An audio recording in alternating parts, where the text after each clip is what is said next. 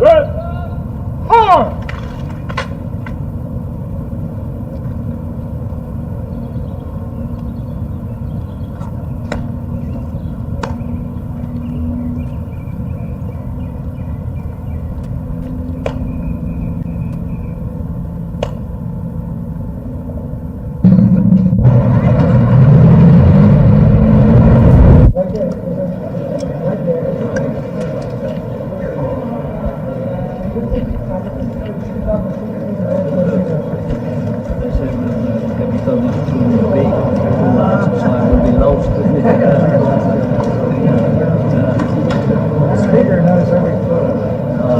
Just stare in our face the moment, and someday to be left hopeless.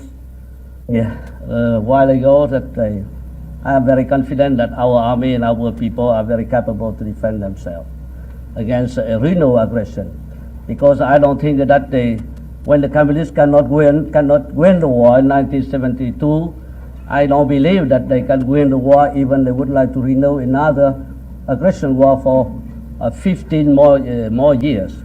I can assure you one thing: never I will ask any American troops to come back to Vietnam.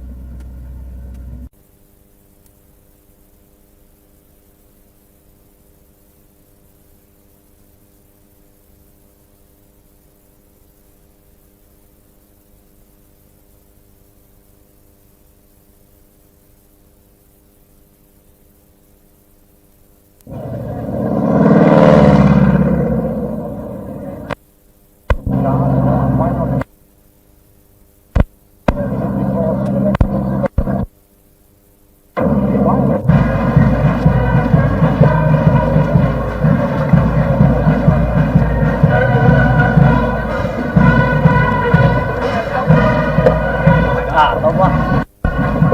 Điều tốt. Hai tháng.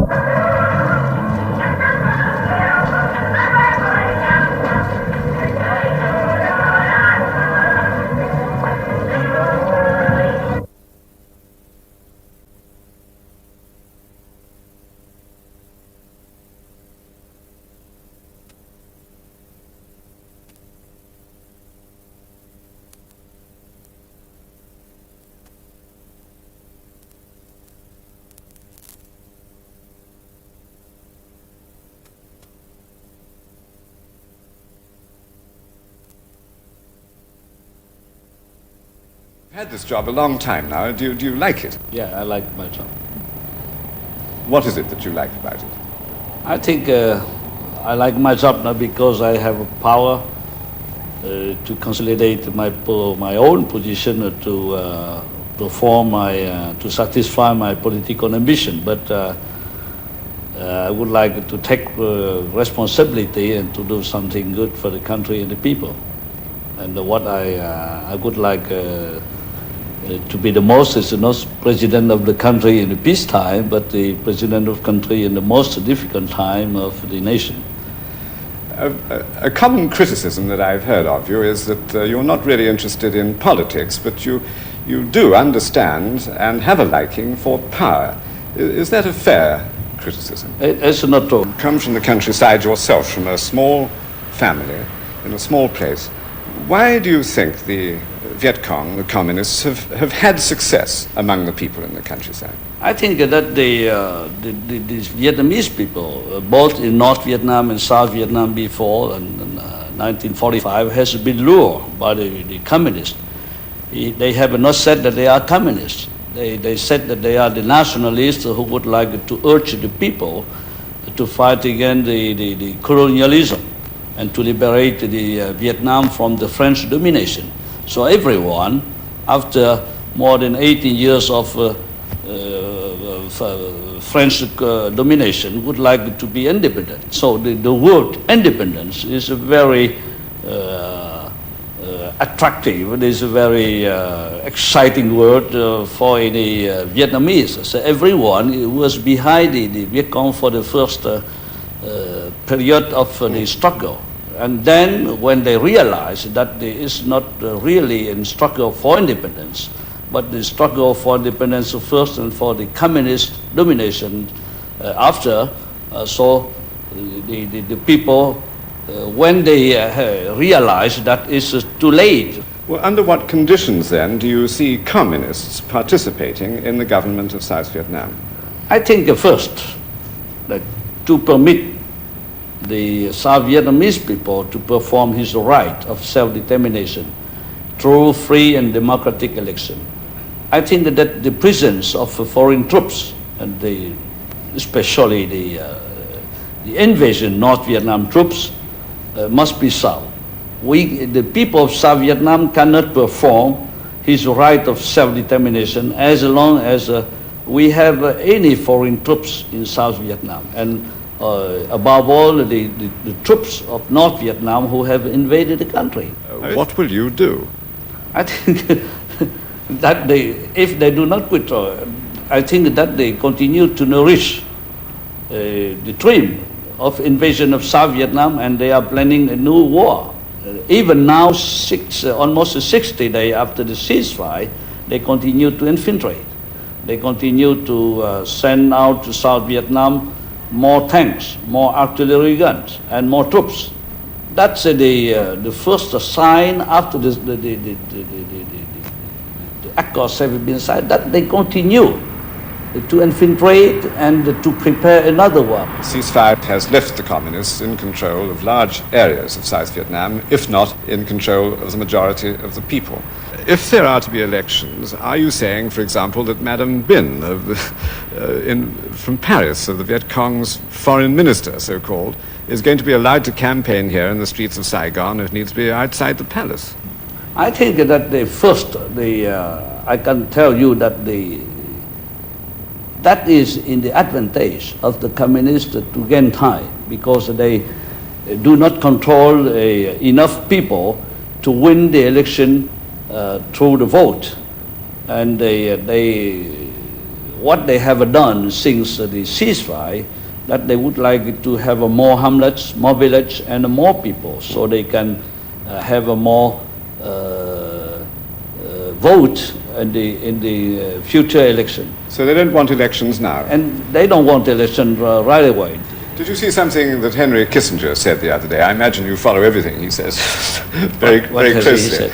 Well, he said that, yes, there was this agreement, but that if one or other of the two political systems was able to provide a morally superior government, that was no concern of the United States. From that I infer that he was voicing what is often heard here, that you have great problems of corruption to deal with, and this alienates people from your government. I think that those problems will be solved when we have no more war. I think that in the poor country with the very long war, as long as we need aid from the outside, the condition of living inside the country is in the poor condition. I think that sources, that's the origin of any social problem, even including the corruption. Now I think we are in peace, and I think that those social problems will be reduced or will be... He seemed to be voicing some kind of doubt, though, that you were capable of doing that in South Vietnam. You will see how I wouldn't be able to do that. You have many critics in the country, as I'm sure you know. You have many political parties, you have problems with the press, many newspapers have been closed down here who don't totally support the war effort. Who do you believe in South Vietnam is with you when it comes to a choice between a communist and a non-communist state? I think that the South Vietnamese people will choose non-communist. The South Vietnamese people, certainly we are not a perfect man in a perfect regime, but I think that the South Vietnamese people have a make mind already that they cannot survive with the communist ideology and with the communist system, and they are confident that when the war is over, this regime will do better.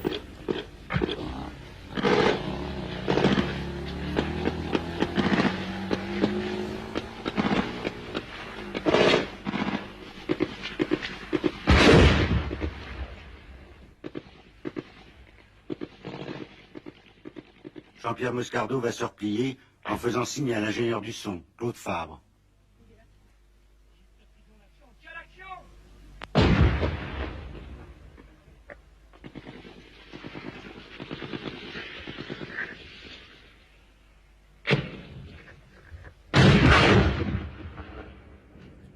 pare-brise de notre voiture a été pulvérisé par une rafale.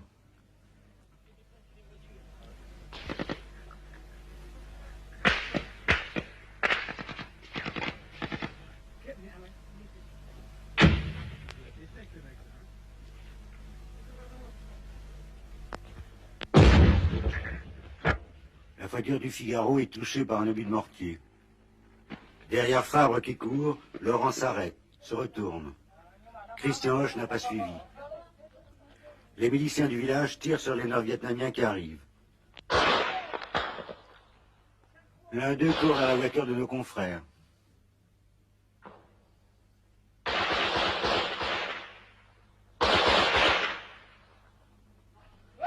L'armée régulière a fui, seuls les miliciens résistent.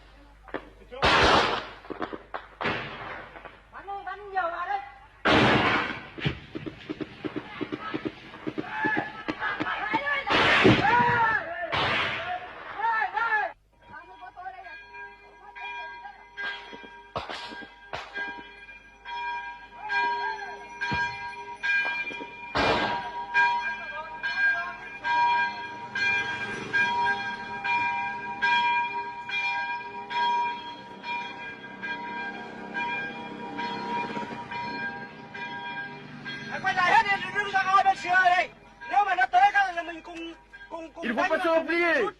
Oh, oh les enfants, il ne faut pas attendre oh, il faut attendre l'armée. Il faut mourir, on va mourir ensemble.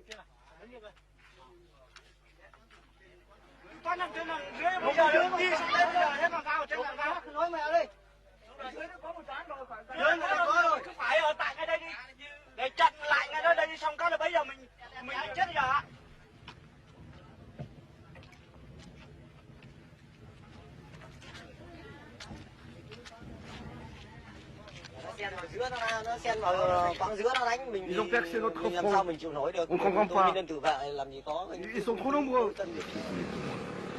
Le dernier chaos, les dernières misères de l'interminable guerre qui se termine.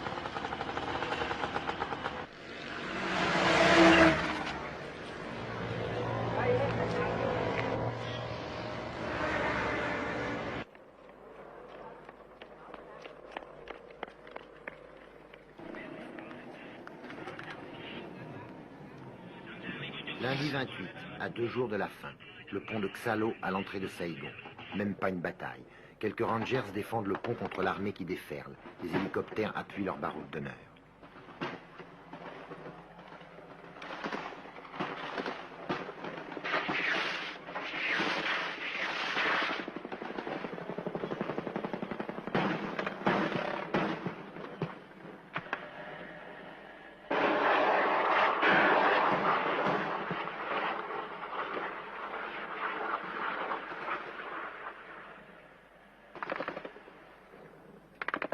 De l'autre côté de la rivière, des silhouettes. Ce sont les fantassins communistes qui avancent.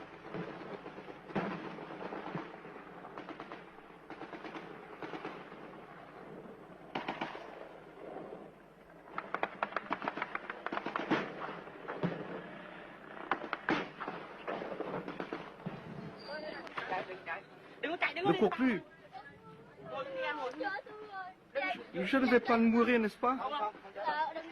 Pitié. J'ai trop de sang qui coule. Arrêtez le sang, arrêtez le sang.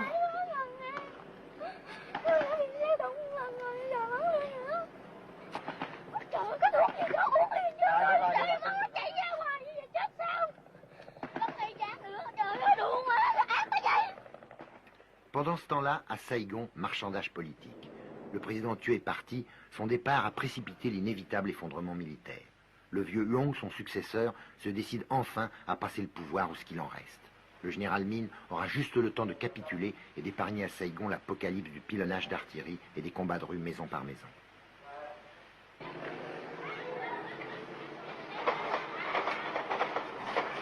Il est trop tard, bien trop tard pour un compromis politique.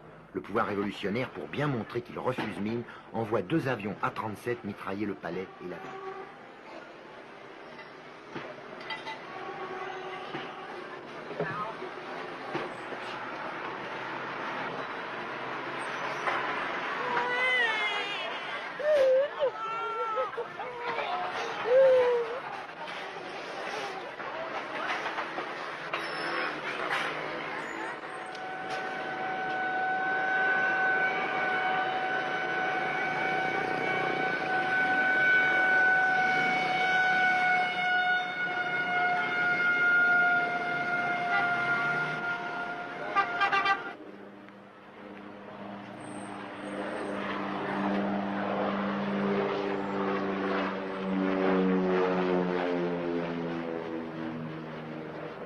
Mardi 29, le commencement de la fin.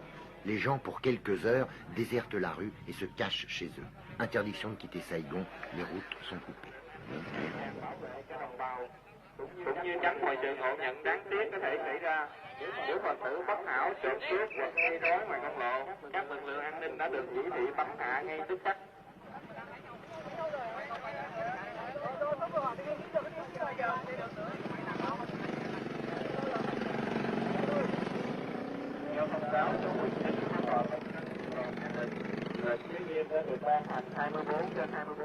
Une bride perdue. C'était comme une dernière vengeance, une façon de se payer sur les richesses du passé qui n'avaient pas suffi à